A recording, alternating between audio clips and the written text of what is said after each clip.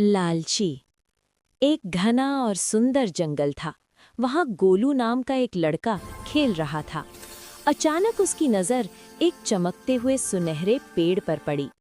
नमस्ते गोलू, मैं एक जादुई पेड़ हूँ। तुम जो चाहो मांग सकते हो, लेकिन याद रखना, जरूरत से ज्यादा मांगना भारी पड़ सकता है। गोलू की आंखें चमक उठीं। उसने बिना सोचे कहा, मुझे बहुत सारी चॉकलेट्स चाहिए। आसमान से चॉकलेट्स की बारिश होने लगी। गोलू खुशी से झूम उठा। उसने ढेर सारी चॉकलेट्स खाईं, पर उसका मन नहीं भरा। मुझे और चाहिए, पूरा पहाड़ चॉकलेट का कर दो। अचानक चॉकलेट का एक विशाल पहाड़ गोलू के ऊपर गिरा।